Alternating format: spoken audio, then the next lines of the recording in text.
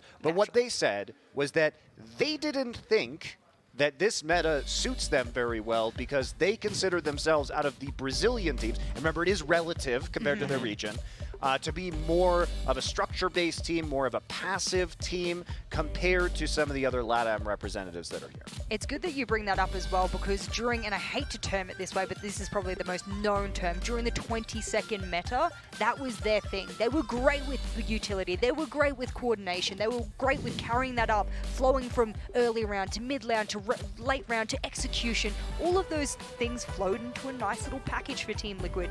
And now you can just have someone peek you from a door and it's just all over. You don't have what you need. I think what they said is being a little bit humble, personally. Okay. I think that they fit well in this meta, like Jess is saying. They were very structured in the 20-second meta, and now it's different. They get to play off their gun skill, and having players like Paulo and Ness, who one of those players won MVP of SI, not even winning the event.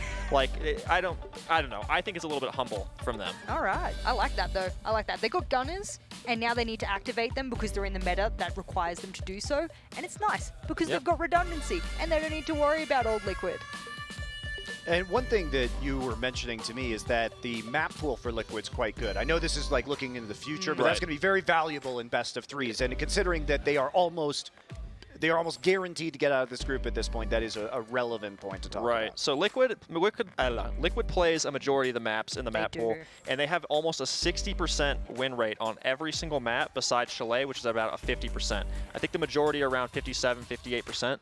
But the fact that they have all those maps that they are succeeding so well in compared to Empire, who plays primarily 4 maps, and one of those being a 25% win rate is a little bit worrying for them, especially if they make it into the playoffs. A big map pool is going to do you very well in the playoffs, as Sky's just referred to. I know they're going to make playoffs at this point, so now for them, it's really a long-term prospect. Going to Consulate, again, for Empire is great for them if they have a long-term ahead of them here in Mexico. For Team Liquid, going to Consulate, is it worth showing some of the Consulate stuff? I think yes, because other maps like Clubhouse, Oregon, I'll even say some of the Villa stuff that they've been throwing out recently, they've got 100% win rate on that since like May the 1st. So I do think there are other maps which I would prefer them to play in the playoffs, and Consulate might not be one of them. So with a 60% win rate, you can do whatever you want right now in the group stage. You've pretty much guaranteed your spot. So going into the playoffs, you're set. All right. If Sky says it, I'll believe it. Empire wanted this map too, so they must be confident that this is going to be the map that will help them vault into the playoffs, even though they will still be behind on points on Team Liquid. And Empire, really interesting team. I found their adaptation to the ping that they had in the European League quite curious. Obviously, it's always been difficult for Russian teams in esports because they're fighting with the lag. It's either the lag to Asia or the lag to Europe, depending on where these teams are playing. And especially in an online era, it's been real tough for Russian esports, I think, during this pandemic.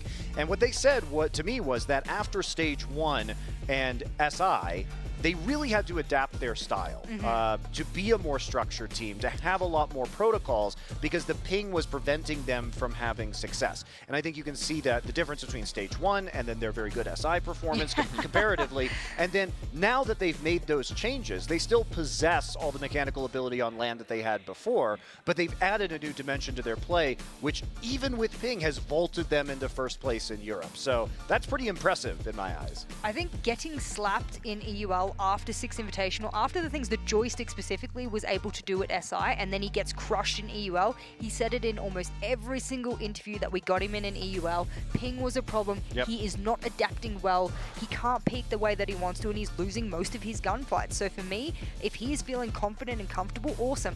Last game, he clearly wasn't against Team Liquid. I'm not sure what shut him down. I'm not sure what the mentality was for him. But now is an opportunity for him to turn around and go, I am the land beast. I am the cyborg for a reason, and that's why he needs to step up.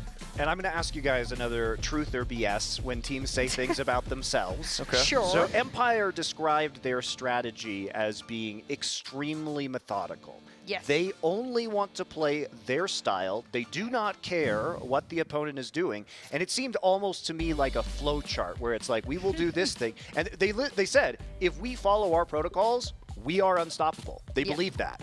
I am going to say yes. I would have to agree with but they also have to adapt to whatever the utility is. That's the only Yes. thing I've seen them change on Consulate specifically, is when they want to open up onto smoke spot or meeting, for example, and they're doing an admin take. Some teams will, set up multiple ADSs, or they'll set up this or a reinforcement, and so I will see them rotate players to deal with the problem. I actually think they have an idea as to what they want to achieve. They have steps, and they will do whatever is necessary in those steps to achieve that. So I need this wall open, I will bring whatever players, whatever utility I need to do it, but it won't always be the same, whereas other teams will do the same no matter what. And Joystick's saying that they're kind of going back to more of a structured play style. It's kind of ironic because when they were at the most dominant, that was when they were the most structured. They would run the same strat at you 7 matches in a row and somehow always win it. Teams would try to counter it. EG can talk about that specifically. And, it never worked. Empire would run the exact same thing, and it would always work. And now they kind of went back to that free play style where they're a little bit more loose, and that's where they struggled, like they said, with online ping, LAN, whatever the difference is. And now they're going back into that, where they're running the exact same strategies. They're doing their steps, like Jess was saying, and they're dominating. Well, but the thing about it, too, is this plays into the narrative that they set for themselves to have the rematch. Because if you have that mentality, then necessarily you must believe that you made your own mistakes. Yes. And so if you have identified those mistakes in relation to the enemy teams, you say, okay, now our protocols will work perfectly on this map. Here we go. I feel like with Empire's background, it's kind of like a confidence choice going back to this map. Because like you're saying, they fully believe that they made the mistakes. They believe in their playstyle, and they believe in each other. So I'm hoping they come out, hot against Liquid this time. Okay, well, I think we're ready to get into this match. I am excited to get our first taste here on the main stage of both Liquid and Empire. And our casters are waiting for us right now. They did put in their contract that they had to be naked together in a kiddie pool full of Jell-O, so we can't put them on camera, but they're just so damn good we had to have them here anyway. It's in Tarot Kickstar. I'd like to let you know that every part of that is accurate, except there's no kiddie pool. It's so slippery here, Parker. We're just naked in Jell-O. Yeah, they filled the whole Sitting room on up. these chairs. It's weird. It's an odd experience. That's the sound of kicks stretching out. Yeah, I'm just getting comfortable. This probably long match that we're about to undergo. We've got Liquid versus Team Empire. This is going to be an exciting one to be sure. Team Empire has had some ups and some downs so far through this event. Certainly not the dominance that you have come to expect from Empire here and there. They lost to Liquid earlier, yesterday, as a matter of fact. They managed to beat IG, and then they beat TSM. So Empire, 2 wins and 1 loss, but one of those wins coming in OT, not ideal. On the other hand, Team Liquid have had 3 straight wins against TSM, Empire, and IG. They are looking dominant in their group. And there's one thing to note as well, is that this is the fabled group of death. Most people pointed towards this group D. Very nice, Moringa. Hello. Look at those teeth. Those pearly whites. Beautiful. It's a serious set of chompers right there. He can come in the Jell-O pool. This is our sacred space. You cannot invite other people in. Well, you know what? That's not in the contract, so I can do whatever I want. That's true. Team Liquid, of course, tops the group right now. They are 3-0, and they are continuing their reign of terror that they unleashed on the 6 Invitational 2021. The only team that was able to best them was Ninjas in Pajamas in the finals. Other than that, Liquid have looked mighty sharp. Empire, once so dominant, well, they've got their work cut out for them today, with Invictus being able to hang tough with them in the implosion of TSM. The second place in this group is wide open. Let's get things going on Consulate. Team Empire versus Team Liquid. Woo! All right, here we go. So, operator ban phase to start things off. Lots of have funs in the chat. You gotta love that respect. Empire will be the first ones to begin here with an attacker ban, as they are on defense to start us off. And let's see what they get rid of. It'll be a Nomad. We've seen Nomad banned on Consulate plenty. This is very common, as Nomad is a very good operator on this map. The follow-up ban from Liquid, last attacker banned, will be very swift, and it's Thatcher, gone. So, standard fare here for Consulate. Yeah. It was a, we just saw Consulate, by the way. Have you tuned in? The previous matchup before this, it was G2 versus Dark Zero. We don't need to spoil the result for you, but regardless, it occurred on this map. Zero was the banned operator alongside Thatcher, and because of that, we saw a huge amount of Nomad, Yeah. and I would have expected to see a lot of it here as well. A smart ban, ultimately, by Empire, who then also ban out Pulse.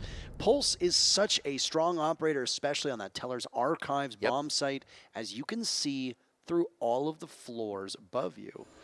This is one of the best maps for Pulse, and getting rid of him, I think, is much more sensible for Mira, as this is one of the weaker maps for Mira. Now, not to say this is a weak map for Mira, it's just, you don't really need her. You can forego the Mira when she's available on Consulate. It's not necessary. So, with the bans now done, we get into the action. Scyther, 6 picking off of the Mute into the Melusi. You know, I like that Melusi, by the way. Can we talk about that? She has Sure, we can talk about it. Thank you. I really appreciate your answering my rhetorical question. Yeah, you're welcome. She has maintained her presence. Now, she's not quite the same, so I guess I shouldn't say maintained. She's still there, right? Right. She gets picked at this level. She's still a potent operator, and she is just, you know, as useful as she used to be pre-nerf. It's just easier to deal with her now. Well, that line of sight change obviously has opened up some different playmaking potentials. That too, yeah. We saw it happen on Cafe on the top floor where they took out a portion of the bar and then put the Banshee down. Yeah, you can shoot it, but it'll still slow you down and give a little bit of extra information. It also takes a while. That delay between not being able to shoot it and being able to shoot it is actually, like, I think It can get you killed! if it's not for that delay, she wouldn't be played very often, I think. Ooh, this is dangerous. Vintage joystick. Yeah, this is some OG joystick Screen. right here. And face deep within one another, chased off of his spot by a drone and a reserved look as he scampers away. Are we doing the nature documentary bit right now? No. Okay. Joystick gone from Yellow Stairs, and safe for Liquid to drone that, by the way. Very few teams are going to drone the Yellow Stairs door case, door, before they actually push to the building. Yeah. That's just Liquid's caution for you. So this lineup right now that we see, a 0 in place of the Nomad. That's going to be your dedicated flank watch. Gridlock was actually played earlier today. I don't know if you launched that, but it was played very briefly. Blue and Stokes were casting the matchup. And, well, I mean, I think you can argue as to how effective she can or can't be. 0 is going to pay more dividends for your team at this point. Yep. 0 is a very potent operator. I like seeing him here. It's a great gun as well, by the way. A lot of people sleep on how strong that weapon is. I think it's a bug, but I just saw 4 players on Empire. No, there were actually just 4 players on Empire on that bulletproof camera. That's interesting to see that happen. Let's check this out. Whoa! I wonder what they were seeing. But no, the cameras are very good for PSK on that 0. It's you know, it's your Valkyrie on attack, but with lasers. What's more to ask for? We've seen some very good use of that op. Now it's going to be a CEO take. That's the bulletproof that they were looking at. So now we get to see what they all saw earlier in the round, and it's going to be gone as the nade goes in. Down goes the bulletproof, and the setup here for Liquid is... they have Nesk at top yellow. This changes everything. Now there are C4s below potentially. There's the first one. Scyther will detonate when he hears the rappel, or at least when one of his teammates hear the rappel. Always is poised on Yellow Stairs as well. It's a run out, and Dan gets caught for it. Paulo was waiting for that one, and he greets him. An early death awaits Dan. Buried up top on that balcony. Liquid with this opening pick, and they can continue to hold this area. Always on Yellow Stairs. Well, now he's moved over to Spiral, and he'll head up top as Joystick tries to make some noise. He'll join the rest of his team inside a projector. Paulo down below still has a grenade, but another run out comes out from Empire. This one is successful, and the guns from Empire are hitting their marks. Shepard this time to take out Moringa. So an advantage swings in favor of Empire. For now, the smoke will give them some pause. Keep in mind, Scyther is still alive. There's still a Nitro cell there. Joystick greets Paulo at the top of the stairs. Down he goes. Nesk is watching his entire team fall around him. And he has to be very wary as it's him in a 1v4. They'll collapse on him, try and get the kill, hunting him down. And Shepard is credited with that one, was Empire takes round 1. Big round win there for Empire. And really... I wish I could get deeper into it, but it's really not that deep. It was an extremely linear take from Liquid, that's to be frank. And Empire will we're ready to deal with it. So good for them. Well done, Empire. The runouts also were, I talked about in the last match because that was a Consulate map as well. One of the ways you counter those repel plays, like the ones we just saw from Liquid, is to run out. And Empire committed to that, and they were successful in that endeavor. So, yay, go Team Empire. You know, it's funny to me because you have a linear take like that. And just as a reminder, these teams played yesterday on Consulate, and Liquid won 7-5. And it's just, I guess it's surprising to me that we're going to go into a rematch on the same map the next day, and we're going to see an attack like that. And maybe it worked or something for Liquid last time they did it, but I mean, it was very linear. I mean, it's just, let's all go for a CEO window. You're not going to get a lot of success out of that. Not usually, anyway. But I see it in ranked, and it works. Stop. No, I mean, I think Liquid was probably expecting to have something else going for them there, but it just didn't work. The runouts were great, too. Not entirely certain, and obviously we're not in their heads, so we can't make that judgment. Are you the Siege Whisperer? No, I'm not. I was just being facetious. Don't give the people. I mean, you know, it's fun to be silly. Empire took some opportunities there and some major gambles. Dan got killed early on, but Scyther decided to go for a run out on their own, and another spawn peak for a second round in a row. Joystick had tried this one last round. It's Scyther's turn on deck, and yep. Is he going to be able to do anything? He's going to continue, but no, that's a huge gamble. He does about 25 damage to Paulo, but Paulo will continue to survive. You've lost Scyther, assuming all those Banshees are down. Yeah. It's only a Nitro cell that you're going to be without. And a hot gun, of course. Now, it was easy kill there for Paulo, all things considered, because all he had to really do was follow the tracers. And, you know, through the palm tree, that's the advantage. Joystick on the roam upstairs. He's got his pests all set up, but I think he's alone on his roam, if I'm not mistaken, which leaves him very exposed. He is going to be playing on Visa Staircase now. This is not the fastest place to retreat from, but if he has any kind of advanced warning, he'll be fine, I'm sure. Cam ready. Sam Cam's going out to give information. This is not the Liquid aggressiveness that we're used to, especially on this map, but they are being very patient, as was the story between G2 and DZ in the previous matchup. It's nice to see that it's the same map and it's carried over. Almost the same game, but very different thought processes for these players, and I think there's a lot more experience in this lobby. Yeah. We also want to welcome over the B stream. They are now joining us. Welcome aboard, folks. Welcome to the show. Team Liquid and Team Empire squaring off here after this. We have 2 more matches to go late into the evening for you, so we hope you're enjoying it. That Mew Jammer was dealt with on the wall, and thus the Exothermic from Sexy Cake will open it up. And you've got panel 1 and a little bit of panel 2. Nice and wide and open, so Empire are going to have to deal with that. Ooh, Moringa's got the flank cam, and he's on it. Will he see the Mozzie of Joystick? The answer is no, but it doesn't matter as Joystick misses his shot. Moringa will get the kill. Chased away, and now Dan will watch the chasm that's been split open in front of his very eyes. Yokai drone tucked underneath Black Car. Not too far off of the Evil Eye that's there as well. Always will have to watch that hatch. Final 40 seconds to go. Every single player from Liquid still upright. We talked about aggressiveness that we would see from them, the aggression that they could bring. Well, finally Moringa falls to always, but that's something that you're going to know moving forward. Yokai drone's still in play to ping through it, and they're going to need to do some work as Shepard just scouts away. And will continue to give information, prompting Sexy Cake now to move somewhere else with that diffuser in hand. A very familiar corner he'll try to tuck himself in on, and he's getting very close to getting this one down. No real problem on his end, always down for the count. A triple kill for Paulo. The Shepard able to get one. Down goes Ness. Pivoting on over towards the doorway leading into cafeteria. Shepard will creep up ever so slightly. 30 seconds remain. Shrugging off a grenade, trying to get away from it, but it's that plus the combination of bullets that are his undoing. And after round 1 goes to Empire, Liquid ties up. Much better attack there from Liquid. They just needed a little bit of a second to figure out what they wanted to do. Different site, of course, as Empire had to rotate due to winning that top floor. But the bottom floor, Liquid, full clear, upstairs real quick. They stop the roamers from having any effect. That's Joystick right there dying, as you saw just now in the replay. When the site attack came out, there's plenty of denial for Empire. But oh no! There's no players. the anchors are all dead as they attempted to peek out and fight back against Liquid, who were starting to corral that site in their favor. And yeah, it was cool that we saw the Echo and the Maestro. But, I mean, if you don't have any anchors, they aren't that useful as tools to deny. And there was just enough time for Liquid to get that attack off and get the plant down. Bomb located by attack.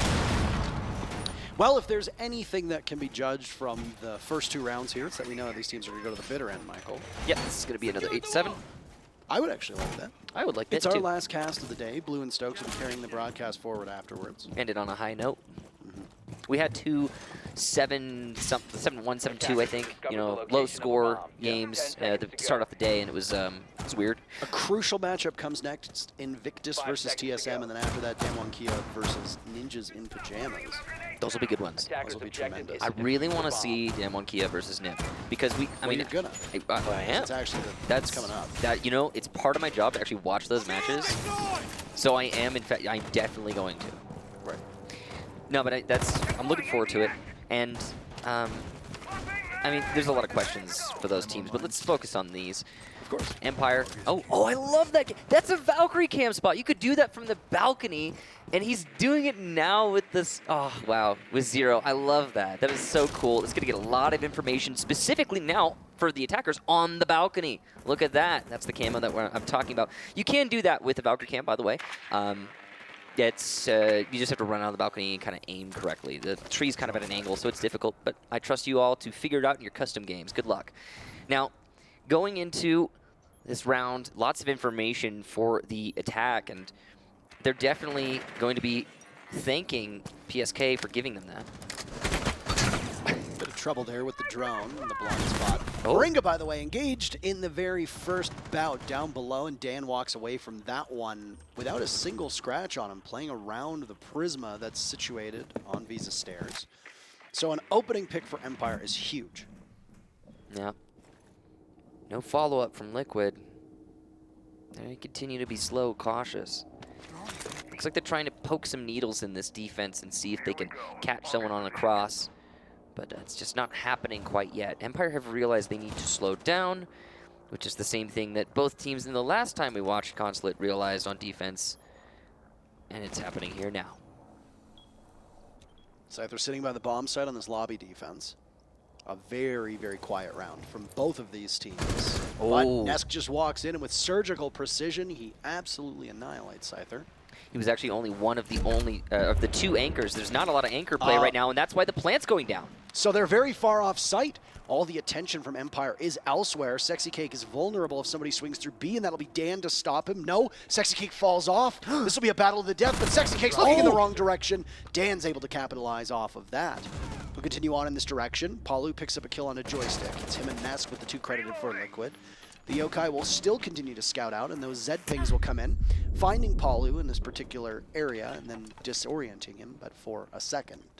Nesk still has not moved off of his spot. Paulo takes out Shepard, but Dan is still very much in play, and he is a significant difference maker. He's going to expand picked as well, but a beautiful shot from PSK. And above, always will need to hold down the fort. Shooting away. 15 seconds remain as PSK retrieves that diffuser and tries to get the case down. Paulo decides to bring the fight to him. How courteous. And Liquid pick up a second round in a row. Paulo is well known for his manners, Parker, and he puts that on display here. Well done to take that round. Liquid are looking strong here, save for that very first round.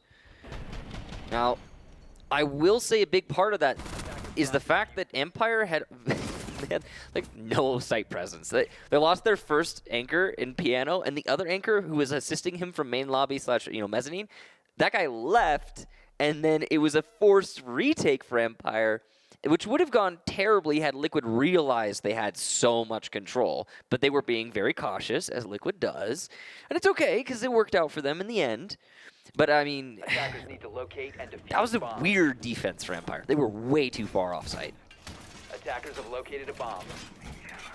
It's like small little things that can be worked on and fixed for Empire. Dan in particular is the only reason why that round was that close, though, let's be honest. True. His wildly unpredictable plays than the last one, which was able to be done because of the Yokai drone.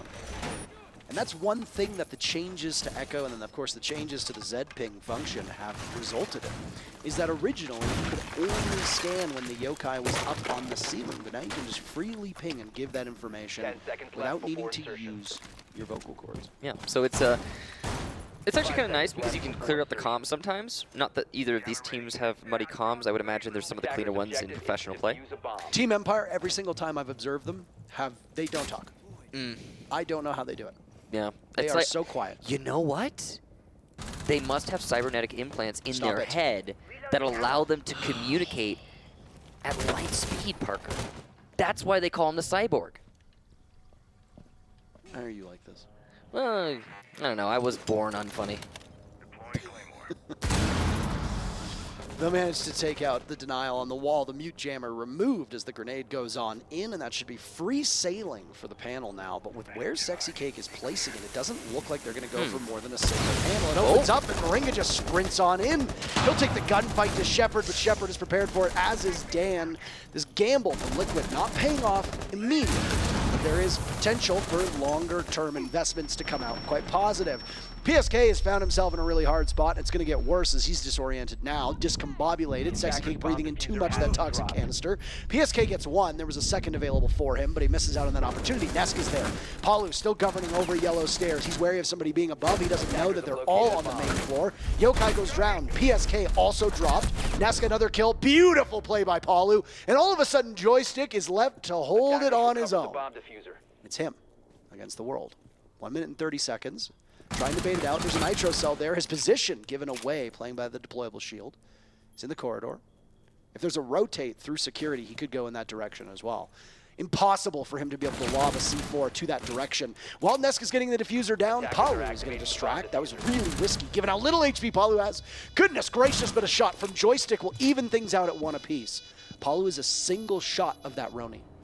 Clutch potential right now. Paulo playing off of drones that are there.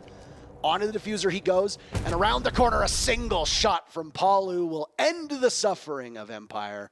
Liquid stitched together 3 in a row. Paulo is very quietly being an absolute hero for his team through all of these rounds. He has been the rock for his squad, and he's not getting every single kill. Well, okay, that's not true. Actually, he's practically getting every single kill. He's got 9 kills, and we're 4 rounds in. So again, I guess I said very quietly. That's unfair. He's very loudly being the top performer for this lobby and for this match. He is the glue that is keeping his team together, the rock that they all lean on. He's holding the flanks. He's providing cover for the planter. He's getting the entry. Paulo is doing all the things. And, as you mentioned, Parker, earlier, he's incredibly polite while doing so. Well, what a turn this has been.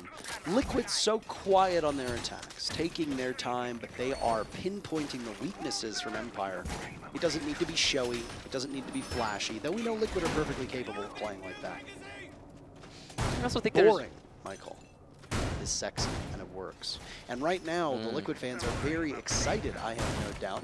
I'm sure Jenna is probably posting about it on Twitter over and over again with how the team's doing. Probably. But Liquid's attacks have not been particularly flashy. They have been quite boring, but they've worked very well.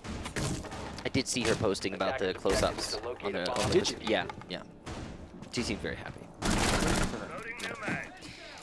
Now, C4 play for below is going to be the focus for Empire. Now, as a reminder, this is the site where Empire managed to win. The one and only that they have won so far in this first half. It was due to Liquid bringing in an excruciatingly linear take. And I don't think they're going to fall for that one again. No, sir. They go for admin office, and this can be approached from multiple angles. It'll give you a lot more versatility, which Liquid is always good at filling up all of those opportunities. And they're going to go ahead and repel into admin office.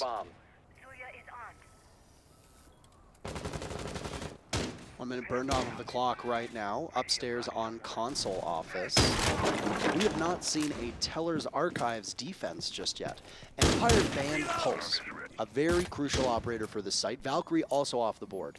That means that if you're going to defend that and you don't fully invest in a Mute Castle Aruni off-site style of play with a Kaid on the board, you don't really have a ton of options in the current meta. And a lot of teams revolve around using the same set of operators to pull it off. Frankly, Empire have the tools and are playing those same operators to make Teller's Archives work, but they just don't want to go there. I already talked about Paulo, but I'm just looking at the scoreboard right now, and the only person who's not on Earth right now is Paulo. If you look at just look through the scores real briefly, and it's a real standout. Now, the Surrey Gate at the top of Visa Stairs is going to be a major problem for Liquid. They'll need to deal with that. The thing about that one is it can be reset quite readily. You don't even need to have a player in Projector to reset that gate.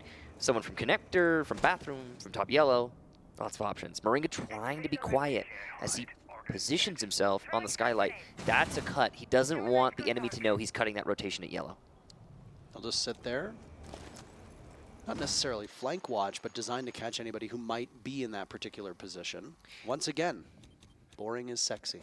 Yeah, and But well, not sexy cake, who's on the screen. right. He's playing right there. Different. He's holding an angle into sight, and we don't know if this is going to be one of those sexy rounds yet, because it has yet to actually transpire. We've seen control gained by Liquid. They've stopped for the C4 from below, but they haven't gotten a pick, and there's only 30 seconds left. And instead of frag grenades, it's smokes tossed out from Paulo. A toxic canister answered back at the top of Yellow as Chaos will reign supreme. Look at Joystick's position right now. He is downstairs. Nesk is still outside. Could it be a Nitro Cell waiting? Or does Joystick have something else in mind? Type 89 to Sexy Cake finds Shepard, softening him up, and a missed opportunity, but they collect on it anyway. It's an all-out brawl with Empire taking a sizable lead in terms of man count, 5 seconds left. But for fear that Liquid won't have time to be able to pull this one off, nobody has access to the diffuser, and the clock strikes midnight on a potential comeback for Liquid. Empire's second round comes in the 5th. Once again, Parker, we must bring up the fact that this is looking a lot like the last Consulate match we just watched, in that these attacks are very slow. Now, it's been working here and there for Liquid. They're up 3-2 right now, so obviously more success than failure. But once again, it's a very linear take, same as the CEO take was. Seems like we see a lot of struggling on Liquid's side when attacking that top floor. Things to point out. There really could have been more presence on the balcony. I don't think we even had any for Liquid. That balcony is how you get projector control. You need somebody to be playing there to leverage that control so that you can push in from top Visa. And we just didn't see that so much from Liquid. Or if it was there, it wasn't potent enough to actually matter. In fact, the site take barely even happened. Well, what can happen is you can attain a little piece of Empire yourself, taking out their skin on that DMR in the esports store. It's pretty easy to find. Just go in game, look for the tab esports in the shop. You can support them directly with your purchase. Last defense right now for Empire. Downstairs, they did not go to Tellers or Archives, even though it is a downstairs bomb site that is not in the cards. Attackers are heading out to defuse a Spawn bomb. peek, maybe. There was another spawn peek by Scyther 2 rounds ago. We've seen a lot of them, yeah, from Empire. They've been getting Is very it Dan? aggressive. Is it Dan? Is it Dan? Go to Dan. Can you hear me? Can you go to Dan? No. I think they're ignoring you. It looked like Dan was about to spawn peek, Michael, so Well, no kill yet. no idea. Yeah. Looks like it is going to be an admin office take, or at least a clear of admin office, but you could translate that to middle floor control and then start opening above. Yep. That's the typical plan here. They have to be careful not to waste too much time. Liquid, I mean. Empire want to waste as much time as possible. And it looks like, you know, Liquid's already in, but the droning is a little slow. There should be somebody droning for Nesk right now. Paulo gets in and he'll start that up. Kind of behind. Joystick holding upstairs by Big Desk. He could do a lot of damage if he plays his cards right. Nesk, the one-man wrecking crew from above, tearing away at the floor. Moringa up top watching the skylight. Joystick sees that, narrowly missing out on the head. My goodness, that could have been quite the pick for him. Instead, he'll go back to just sitting on yellow stairs. Liquid's clear is going to be over on the east side of the building. Not near the bomb sites, but ensuring that if they want to push through Visa, that they're not going to be flanked. We need to ensure that they're not susceptible to that. The second floor is cleared out in front of them, and a Nitro Cell goes off that Nesk seems to be quite confused about. Does some damage, but doesn't take him out of the fight. Still slow going here, as we've come to expect on Consulate, it seems. More of a symptom of the map than the teams, given the data that we've been able to gather over the last hour and a half or so. Empire pretty much, I think, all downstairs except for Joystick, who's just pushed up yellow stairs, and possibly Scyther, though I didn't quite see from his... No, he's in sight. So Joystick trying for an aggro play, middle yellow. He can do some work there. He's got to be careful, and you know what? He'll fall back. He doesn't need to get aggro when it's 5v5 with 45 left. And with how effective Joystick usually is in these matches, you want him to stick around. Somebody's going to need to outduel Paulo, by the way. He's still sitting on those 10 kills, an absolutely impressive number. The bathroom hold has been vacated at this point, but they have to deal with the mute jammer that is below, and Sexy Cake is looking to try to find spots where he can pull it off. Oh no, you need to do another. There you go. You should be able to get it. Maybe, fingers crossed, if you're Liquid. The killing has started. 20 seconds left. Empire holds the lead, and it will continue to grow as Paulo goes down for the count. Moringa watching this angle. Sexy Cake finds his very first kill. He's down deep in it, but there's 2 bodies from Empire, both inside of security. By the time Moringa drops, he's got 5 seconds left, and he won't even be able to win the fight against Joystick. They had trouble through the middle of the first half, but they stuck the landing in the last 2 rounds. And the side swaps will come in with both of these teams tied at 3 rounds apiece. 3-3, and that sticks true to what we've come to expect from Consulate, a very even map, as maps go. Team Empire really clutching up there in the last 2 rounds, especially in that last one. That was very dominant. Liquid pulling some, or not pulling some punches, throwing some punches, and almost managing to have 1 or 2, good control picks, but I don't know, when you have the timer fighting you and the man disadvantage mounting, it starts to become unrecoverable, and that's what we saw there from Liquid. I don't know why. I think the biggest question I have, I guess, is why Liquid decided to commit to just a lockers and drop take when you could just go for the main breach. Like it worked for them last time. I'm surprised they decided to switch things up. I guess they wanted to stay fresh, but Empire were ready. If you want to stay fresh, you can check out all the esports skins in the esports tab in the in-game store. The Finka skin is quite nice. The what? The Finka skin is quite nice. No, I like it too. Yeah, it's quite nice. So, you think this is going to be similarly slow attacks from Empire, just like what we saw out of Liquid? I honestly don't know. I mean, I'm so used to seeing the old Empire on this map do the same thing every single time. Yeah, and methodically and efficiently, and maybe all those things. Consulate is kind of a throwback map. I think it's one of the very few maps that has been in rotation without change since the beginning. Yeah. Competitive rotation, I mean. I'd have to scour my mind, but to be sure. But I think it's one. I think it's the only one or one of 2. I have to look. Oh, Paulo just very narrowly gets away with his life intact, but he's going to re-engage and challenge Dan to a duel from the front door. Paulo sees some bullets go through the windows, and he knows it's maybe not safe to be there, so he'll go over to PSK, and he'll get stuck right back up. I'm actually really excited to see Thunderbird in the meta.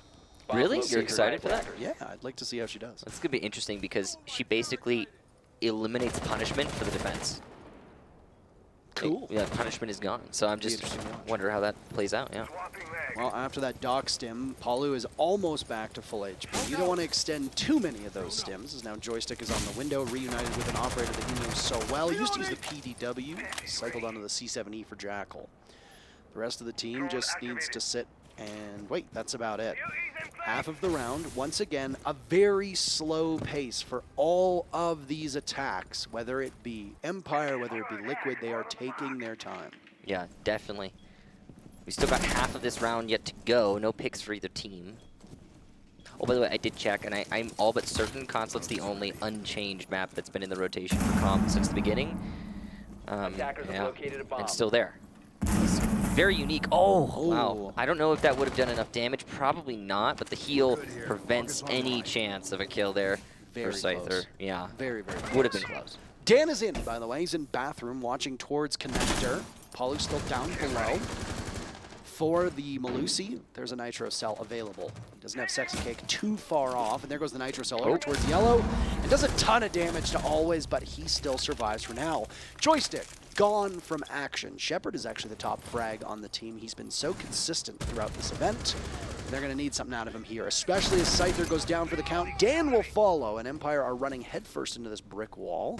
Nobody is being able to do much. They've softened up a lot of Liquid, but they need to start getting more kills on the board. Shepard finds kill number 9 on the Sexy Cake. Toxic canister for Moringa tossed on out. Shepard's breathing in as he repels in, and he's done for. Nice play by Moringa. It's going to leave just always, and it's more like never, as Moringa gets 2 kills in a row, secures the round for his team, and Liquid goes back into the lead. Moringa absolutely turning on that last player for Empire, and it's curious that Empire had firm control of Bathroom and didn't do very much with it throughout the round. They were very focused on that CEO office, and it just did not work out for them. A similar linear take to the one that we saw from Liquid in the very first round of this match. It'll be tactical timeout from Team Empire, and I think that's an appropriate time to take it, as the score is starting to drift away from them. But just by 1, they could definitely bring it back into lockstep, that's what this map has been so far. It's been a lot of back and forth. Only 2 streaks, really, of 2 rounds in a row. So Empire finding themselves in a position where they need to even us out again. It's weird. I wonder what they could have done differently, Parker, because you're not going to go for connect or repel. Right. You're not going to go for vertical play. That's too much of an extension. You can't go for balcony because it's not relevant to the take. I mean, you could, but it's just not going to help very much. Right. They had bathroom control. That's the weird thing. Empire had a player in bathroom. Usually that results in a pick. Usually that results in a cut of the rotation or something substantial enough to prevent the counter to the repel in. Right. Because you don't have to worry about yellow. But, I don't know, it just didn't work out for them. It's the same thing that happened to Liquid, really. I mean, but with a much higher likelihood of Empire taking that one and do their extended control. I don't know what they could have fixed either. That's a very good question. And, I mean, that's the whole purpose of this timeout, right, is to try and sort it out and realize what they want to do differently. I remember the days, by the way, of when Empire never took timeouts. It was something that we were always critical of. So we have casted so little Team Empire in the last 2 years, if you think about it. That's true. Very little.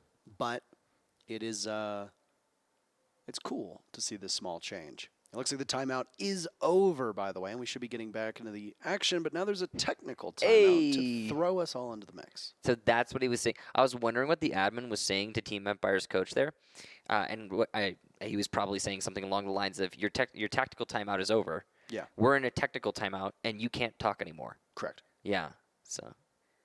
And they're looking to his coach. He can't talk. He's not allowed to talk. I went, okay. Oh, he's talking. I'm going to let the admins handle it. I don't know what's going on. But I mean, we're not admins. Fun fact. Yeah, fun fact. Yeah. Fun fact, we're not admins. Yeah, so. We haven't read the rule book, and we're not paid to enforce it. Lucky us. We are paid to talk, though, which is what we're doing right and in now. this case, we're talking about this technical timeout, which has blindsided us. This has been a flawless event thus far, Parker, with no technical timeouts whatsoever. No, I'm okay. I'm just kidding. It's been a really good effort from everyone involved, though. And we've managed to get a lot more siege out there than could have possibly happened had it not been for the great team that's been running this event. I mean, I'm just glad that we're back on land. I'm just glad we're back on land, too. It has been a while. What was it, like several hundred days? I don't know. A lot. 562 days from my flights, but SI was about a month and a half locate after and that. defuse as many bombs as they can. Well, I don't know if that... Because I didn't fly to SI. Yeah. No, I'm talking about SI 2020. Oh, that Not one. the one, Right, yeah. not the one that was held. Did you drive up to it or something? No, I took the train and I drove home. Got it. Is that when you get your car? No. Okay. This is when there was a blockade. There was an indigenous blockade stopping the train, so I had no idea. So I just rented a car and drove home. Got it. And then I bought a car, so inspired I bought a car many months later. Yes. In the midst of a pandemic, Yes. which we were still in. 10 seconds to go. I still have the car though. Yep. Just like we still have a match, by the way. We do. Back in whatever technical issues were running us afoul. Yay! It's not something that's going to be too long. Happy about that. I'm glad we can get this underway. This has been a very exciting match so far. Yes. These teams have been neck and neck. Lots happening right now in terms of what the attackers are trying to establish and maybe clear some things out so they can get a drone or two upstairs inside of admin. That's what Scyther is tasked with doing. I don't know if he just saw the legs of Sexy Cake over in Copier, but it's quite a sightline that's been opened up by the Mozzie. Drone ready. Empire just looking for something over by Visa right now. This is, of course, a Archives defense for Team Liquid. They're moving it around, trying to keep it fresh, and, well, they're going to move a little too much as Moringa gets picked off by Always.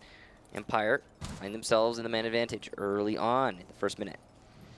Moringa has been such a difference maker in a couple of these rounds, especially on attack, and he was the one who clutched out the previous round with those 2 kills being so important for his team to take the lead. Liquid obviously would love to stretch that lead, but Empire has plans that suggest otherwise. Joystick will now be the one on the hunt to try and find the next target of this team.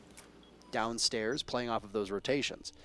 Even though the spread from Liquid is the way it is, upstairs in Projector, up in Copier, this is a Teller's Archives defense. And like we saw with Empire, there isn't necessarily a ton on the site itself. Empire might be able to take advantage of this, but they don't clear out Copier and they don't clear out Small Office, and Sexy Cake gets Always when he goes to repel in, putting us back to a 4v4. Even man count now, and Liquid find themselves in a great position, I'd say. Ooh, the entry from Joystick is not good enough to beat Nesk, but he will be felled by Dan, who repels in from the balcony, or really vaults in. So we continue to be even in this round, and these teams not letting either get away with an advantage. And Dan is still up there, by the way. Scyther is up there too. So 2 members of Empire have been able to shake off the players that we saw from Liquid. Heart Destruction Gadget now opening up that hatch, and now Scyther will go on to the Argus cannon. He gets shot immediately. At least he knows that there's somebody down there and sprays away in hopes of finding something, but he won't be quite that lucky. Dan by his side upstairs in the final 30 seconds. They're going to drop at some point. Shepard opening up the hatch. Is it potential they could do something on the bottom floor? No. Or are they just going to go for broke on the main floor? I don't think they have any information as to where Liquid is right now, and this could be the undoing of Empire. A Nitro Cell expended a bit too prematurely as Paulo pulls out the SMG-11, but it can't hit the targets that it wants. So Sexy Cake will be tasked with retaking the site. Shepard getting the diffuser down. They'll need to watch him, and there's the coverage. Dan doing so perfectly, and Shepard should have no problem whatsoever as PSK sprays through the floor. Sexy Cake in a position where he could potentially be retrieved, but Paulo has other things to focus on first. Once again, no information right now for Liquid. Sexy Cake, he's finished off. On the stairs, felled by the Thermite. PSK on the pinch. Can it compel the last one into action? Dan gives his position away. Paulo will need to sweep in on this. He does so. It's Scyther and Paulo in a 1v1, but Scyther's upstairs. He's retaken the top and will spray through the floor and quite easily track down Paulo. And we are tied up 4-4. Not nearly enough counterplay there from Liquid on Tellers. They just let the plant go down, frankly. Now, there's, of course, to be mentioned also the lack of presence on the top floor. It's a lot of concessions being made there from Liquid. They did contest, of course, the top floor, but in such a way that, I don't know, it wasn't truly effective in controlling the site. And that's why we saw Empire go so directly into Tellers. With that control that they had, the site exposed, no one from Liquid able to stop that plant. It's a pretty rough one for the attack. And, you know, the really... Attackers need to locate and defuse bombs. Rather, for the defense. The really funny thing about that is Empire did ban the Pulse, actually, specifically to facilitate plays like that. You know, if the Pulse were in play, the counter would have been there for Liquid, and they would have been able to stop that in all likelihood. I'm not sure what Dark Zero has to do with this match, but you can get their skin if you want in the esports tab in-game. You love those plugs, eh? Those little subtle shout-outs. Sometimes, I mean, it's, you know, fun to make a little joke out of it. Like, we do a little trolling. A little trolling. We do a little troll. That's, you know, it's the name of the game. And that one was too easy because it was Dark Zero and we're watching Liquid Empire. So I had to do it. Attackers are heading out to defuse a bomb. Oh. So, no, but this has been a very good match. And I love to see when you get the payoffs for the bans. And that last round was definitely a payoff for Empire's banning of the Pulse. So little things like that, they do go a long way. Now, R4C on joystick. You were talking about seeing the old joystick. There's a little bit of that. I may have said that. You did say that. I may have said that. OG joystick. Allegedly said it. You know, it's funny. Relatively What part speaking, of it is funny? none of it. Relatively speaking, Empire came into the scene, Rainbow Six, but like halfway through where we are right now, Yeah. and yet they're still one of the more veteran teams. It's weird to think about how long. I mean, it's they've been not even halfway through the scene. This was the Room Factory team that was present on SI I think it was- 2018, Michael. So 2/3, man. The years are passing me by, Parker. I'm losing track. How do you think I feel? I'm 31. I'm getting old too, man. I'm almost 25. I'm 31. My first Rainbow Six cast was when I was 26 years old. Don't worry about it, Parker. I'll catch up.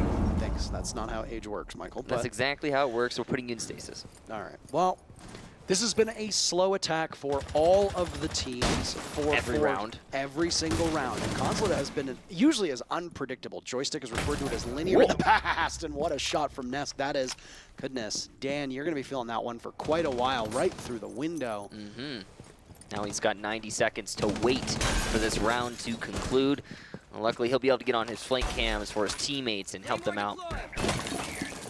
Claymore gets set down on yellow stairs, prevent late rotations. This is Garage that they're defending on, by the way, and always almost blows himself up. You can see from his face, obviously not very happy about that one.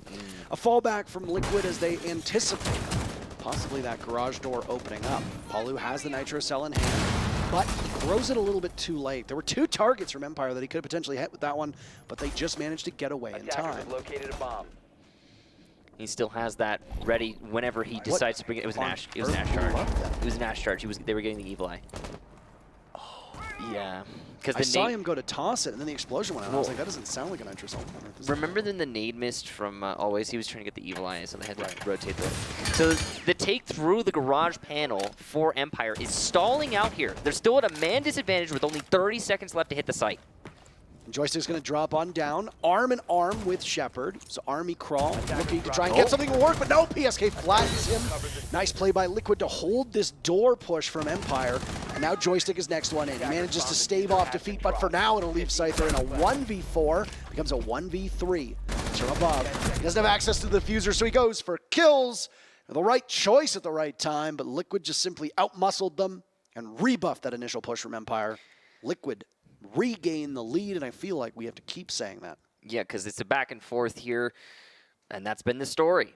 Actually, there's a lot of repeating of the same story throughout this match. You mentioned during that cast that Joystick has called this map linear before, and he would be absolutely right, as this Consulate is one of the most linear maps in competitive rotation. I don't know if I'd say the most, but it's up there. I'm trying to think of probably Cafe is a close second, or maybe tied for first. I'm not sure. But anyway, it tends to be pretty predictable. And that last round was, this is the power word of the day, Parker. Attackers need to Oh, locate linear. and defuse as Whoa. many It bombs was as they it was can. one direction. It was a lot of pressure through garage panel, a lot of pressure through yellow stairs. The vertical play wasn't that consequential.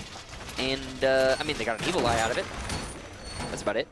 They pushed the anchors back. That's relevant too, but didn't end up being enough to win the round. So Empire now on the back foot as we go to a middle floor defense. Team Liquid piano main lobby as they are on the verge of match point. 10 seconds left before insertion.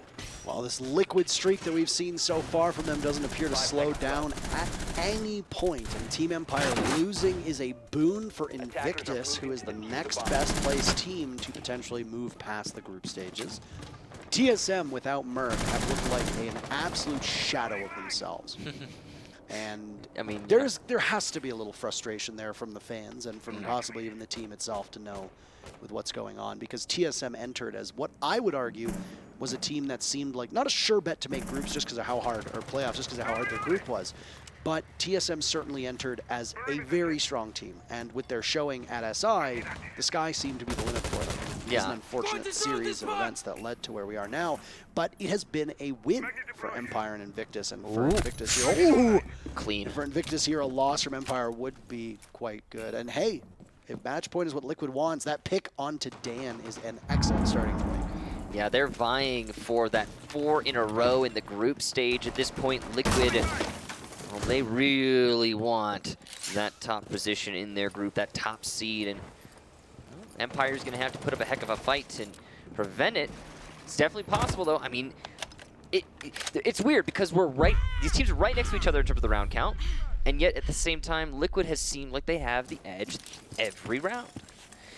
Oh, not every round, most rounds. Repel here from Scyther, and he's going to be on Connector. They're still trying to clear out top floor. This is a middle floor defense, and there are roamers upstairs. There's PSK, there's Sexy Cake. They are ready to deal with this. I mean, they even have Nesk and Paulo in positions by staircases where they could pounce back into the action on the top floor. And this is a lot of time being wasted. I mean a lot of time. All the attack really needs is projector control before they can go for a main lobby take. So maybe Joystick and Empire are trying to do something different. I don't know. Oh my, and a run out. The disrespect from Paulo as he takes out Scyther. An outstanding play from Palucifer himself as he's gone by before. A Magnet will grab the grenade that was tossed out by Always Over by vending machines, and he has to ensure that he doesn't fall victim to it as it blows up.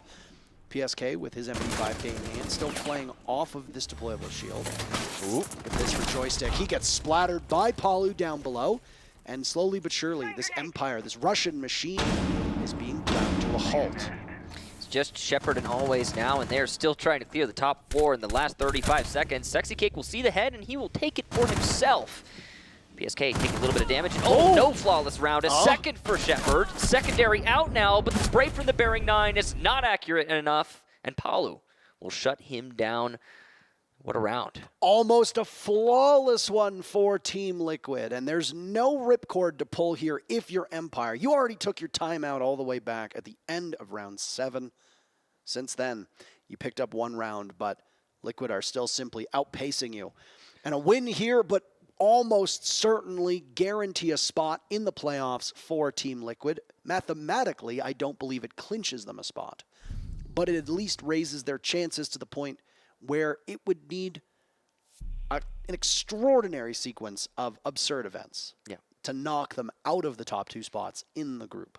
Yeah, Liquid have looked so solid through the group stage. They're putting up a heck of an event so far. That last round, Empire committing to the top clear did not work. Oh boy, it did not work. And it took a lot of time to not work, too. I also want to mention, I was talking about Melusi earlier, and this is just a small little anecdote, but the Melusi by Yellow Stairs, and we've seen that happen before throughout this event. It's just when you have to look away from the angle you're trying to challenge as an attacker to shoot the Melusi or to punch it, that opens you up, and that's what allowed Paulo to get that kill by Yellow Stairs without any serious punishment. We've seen that with, again, we've seen that a few times throughout this event, and just in general. That's why Melusi maintains her relevance.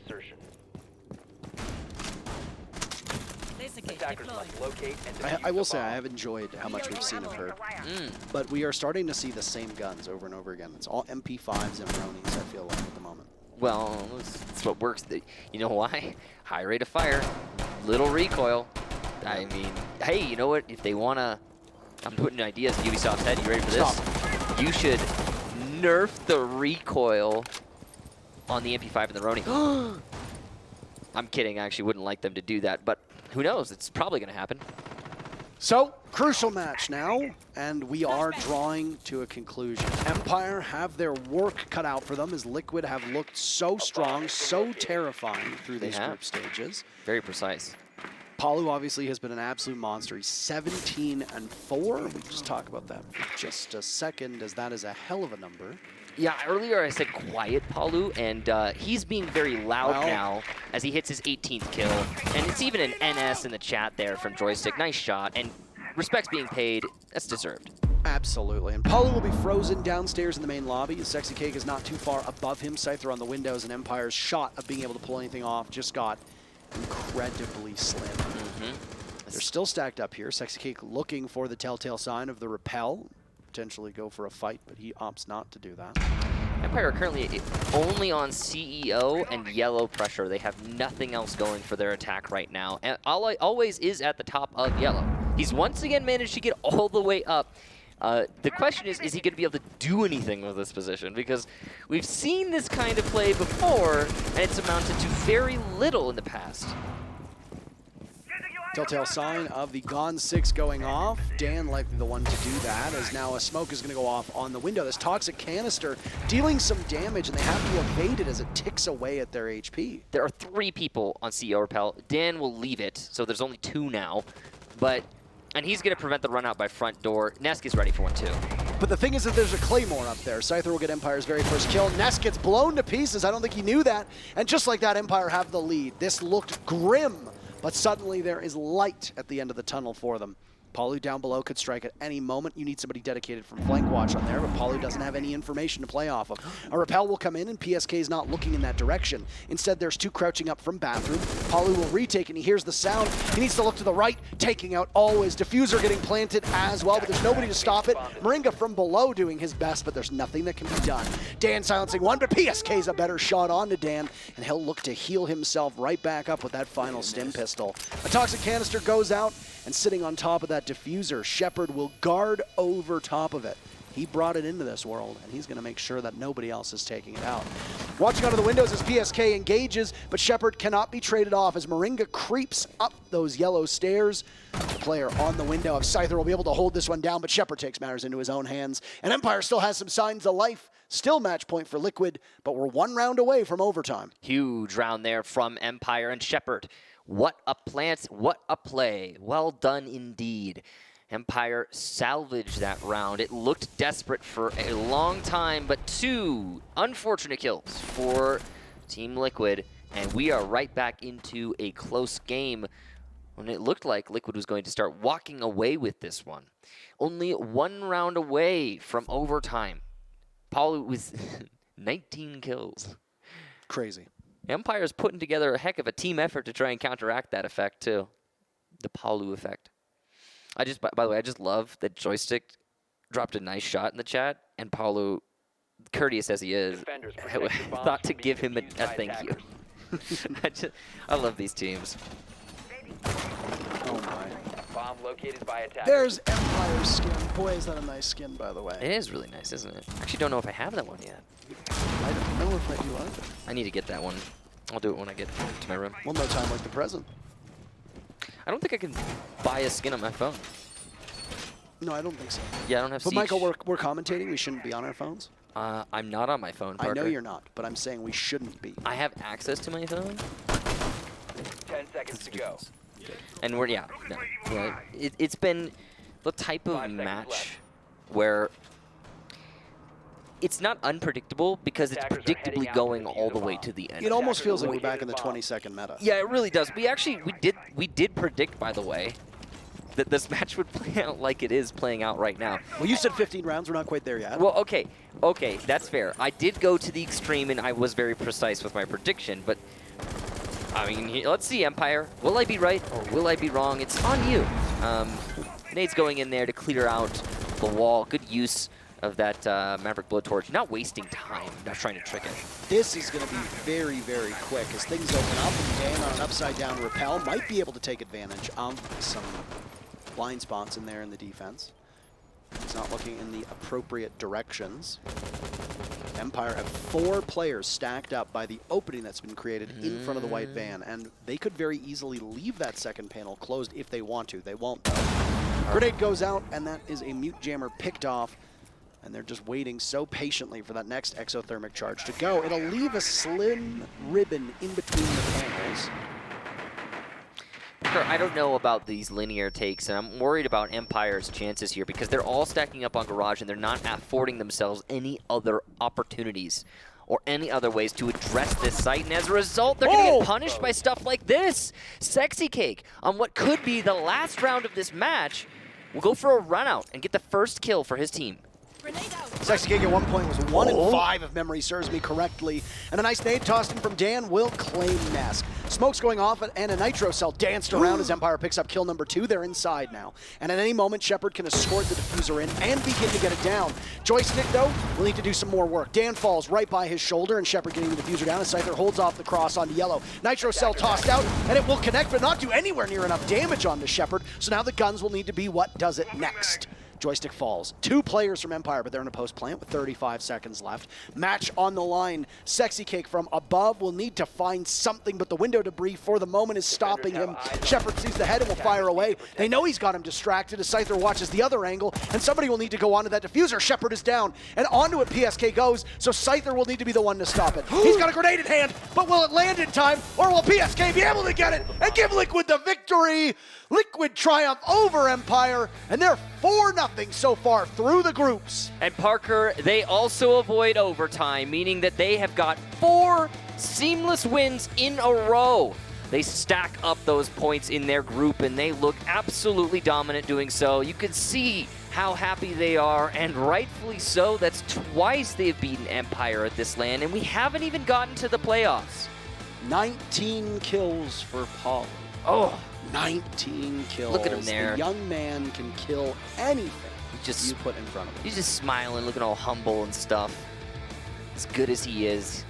Wow, what impressive play there from Paulo, and just in general, I gotta say, it's been an amazing performance from Liquid as a whole. Now, we've still got some more matches to go for you. TSM versus Invictus will be coming up, and then we've got the match from yesterday that needs to be played out, which is the Damwon Kia versus NIP game.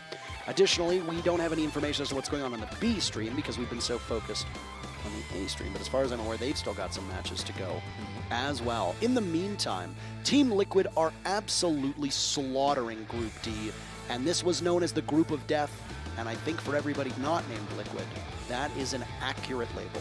Yeah, they certainly have been slaughtering their opponents through this group. Team Empire, though, they came real close there. And given the fact that Liquid is clearly one of the favorites coming out of the group from their performance, I'd say what we saw from Empire is good enough for them to still make it to the playoffs, still do well in the playoffs potentially, maybe go really far. You talked about it being too linear for Team Empire. I mean, that last Execute was a great example of that. 4 players from Empire, all in the same area, all looking for the same chances, no pressure on the back of the site, no pressure on the top floor, no roam clear, nothing like that. And you end up with Empire basically running in, pulling off a plant, but then dying after that. Michael, with that said, that's it for you and I today. Stokes and Blue will guide you the rest of the way, but before we get there, let's toss back to the analyst desk.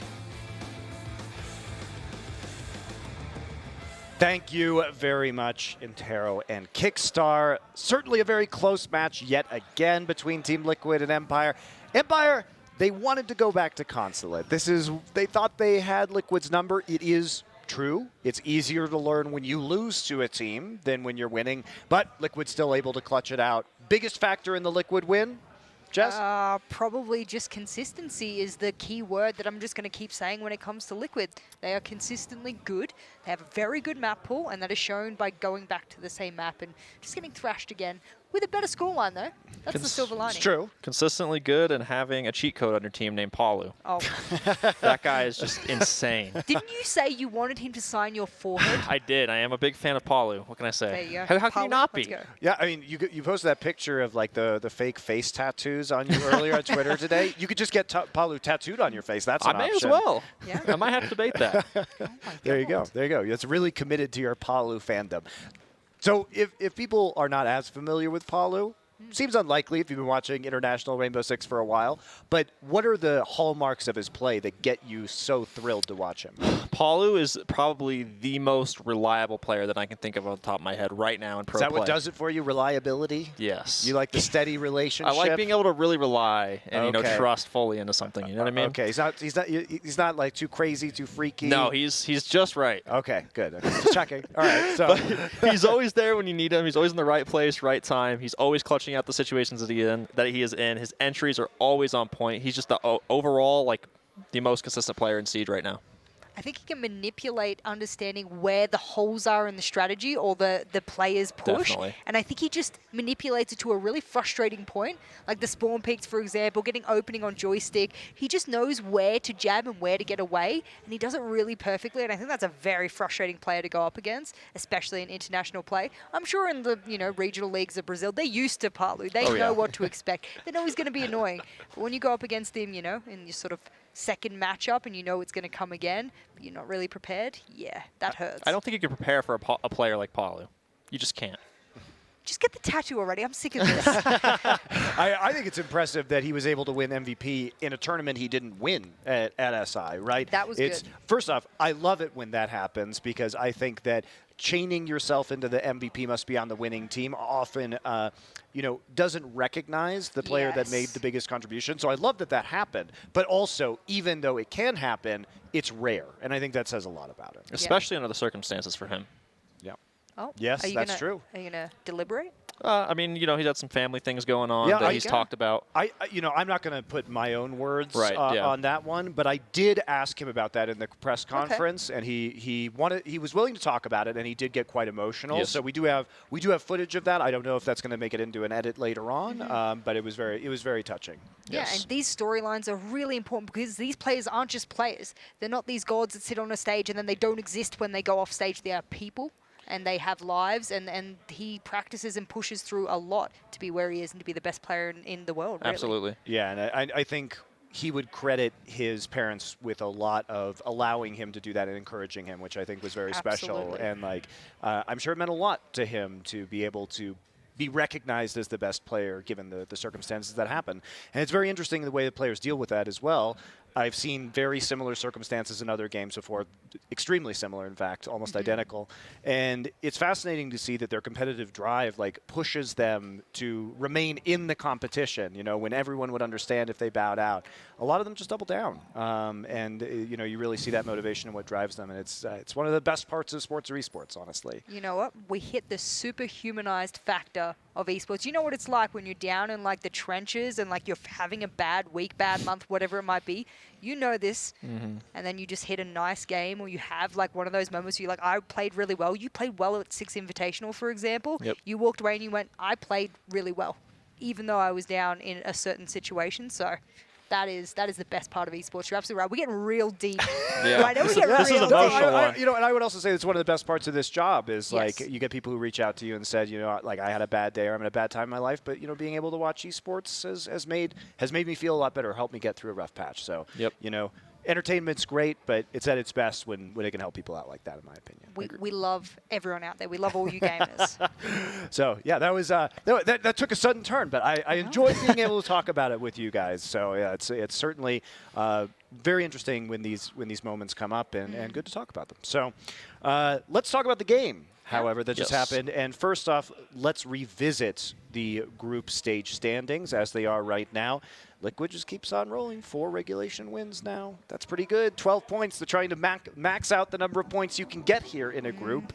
Going up to potentially 6-0. 18 points would be their goal. Seems like that's probably going to happen, given the last 2 opponents are IG and TSM that they are going to be facing. They certainly could take their foot off the gas at this point. Yeah, I would hope they do. I said this about BDS as well, and I'm going to say this about any team that is topping their group.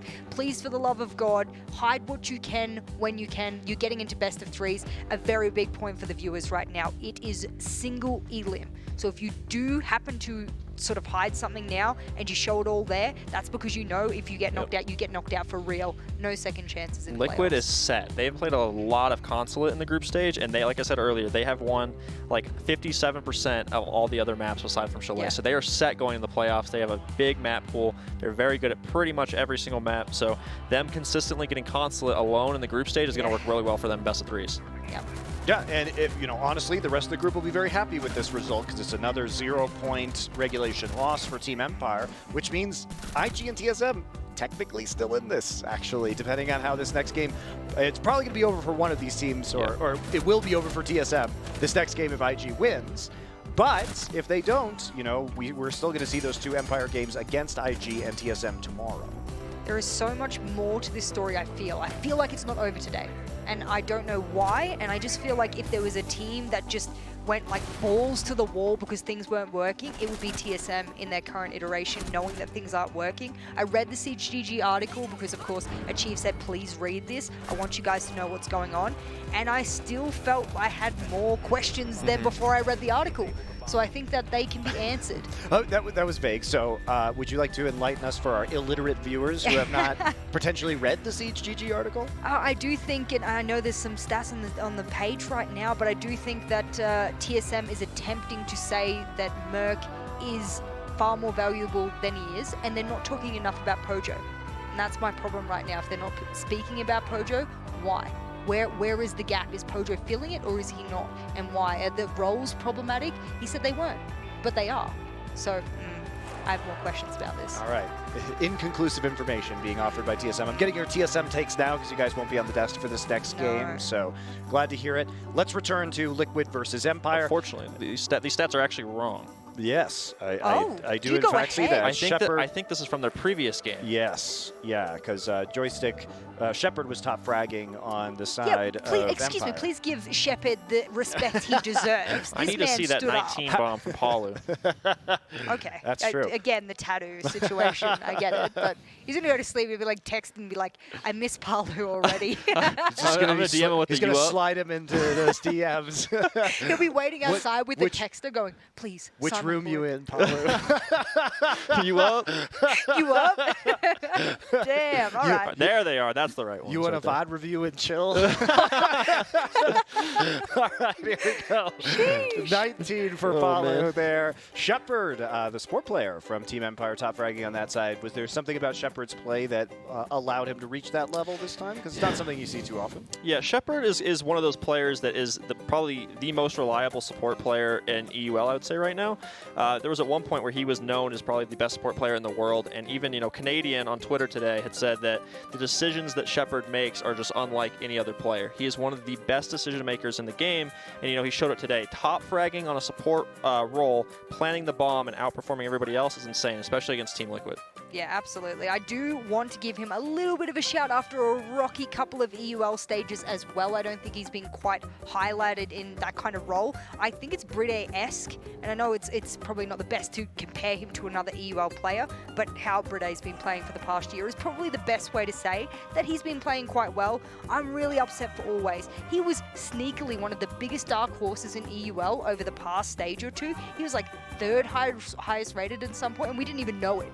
He just kept flying under the radar with all of these really consistently okay to like pretty okay games, and it just elevated his rating exponentially, and he's come into the major and he's just not doing that. He's flying under the radar for not the good reason. For Team Empire overall, is it concerning that they did so well in BO1s at SI and they seem to be struggling more here? Or is this they have to play 2 games against Liquid and you don't look too much into it? I think that it's a little bit of a matchup thing. I think Liquid has just kind of always had their number. Every time they've met up, Liquid has always just come out on top. Yeah, no, that's a hard thing. We were discussing it just before we were watching the match. We're going, is this just a really good group for Liquid? Because they were speaking about their playstyles and how they might not mash with other playstyles like I would consider CAG Team 1 Right. to not be a good matchup for them, for example. So I'm wondering whether or not Team Empire moving back to that recipe, very structured style, that worked really well for Team Liquid, and it probably will continue. Yeah, trying to battle them with a similar style when they're the best at it might be hard. Yeah, that's Might be like no, I was gonna make a really bad analogy as usual. Let's not do that.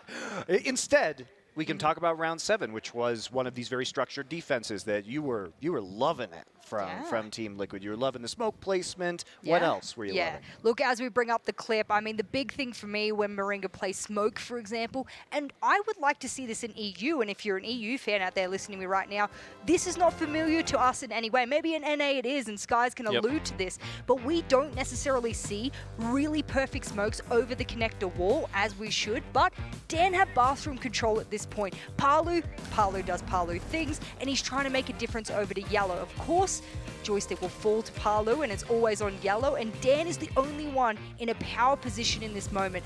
But it doesn't matter. Even though they had man advantages, or rather they had a really good advantage to begin with, people start dropping like flies, but it's the utility usage over towards connector, over towards where Shepard is repelling right now, that interests me the most. There. Smack bang on right there. Moringa is not in any kind of danger. Why? Why? Because Empire does a one-dimensional push. No one goes onto the projector balcony to challenge Moringa, and he gets a deep little throw as if he is like #1 in baseball. I don't know what you call that. I'm Australian, we don't do baseball, but he's got an arm on him, that's for sure. So it was really well played. I wish no one did baseball, personally. Really? You don't like it? No, it's horrible. Then what's your favorite sport? Probably football. Oh, yeah. I don't know which that means. That's different. You know. American Soccer? football. Oh, American football. No, got you. no, I could do without soccer too. But anyway, Roger. enough about my sporting preferences. Just checking. Let's talk about round 10, because round 10, this is a bit different, right, Skies? This one is not a lot of action. It's talking about the vision game and what you can get with some echo drones, right? Right. When the clip comes up, we can talk about it. Good. Yeah, bring it. Skies needs the clip, I need the clip. please. He needs direction. There we go. So basically, this is something that teams have done previously, and it's kind of a basic thing, but they're abusing the Echo Drone for visions and pressure on Empire leaving spawn. Obviously, Sexy Cake hits the crazy shot, but it's so simple that people don't do it enough anymore.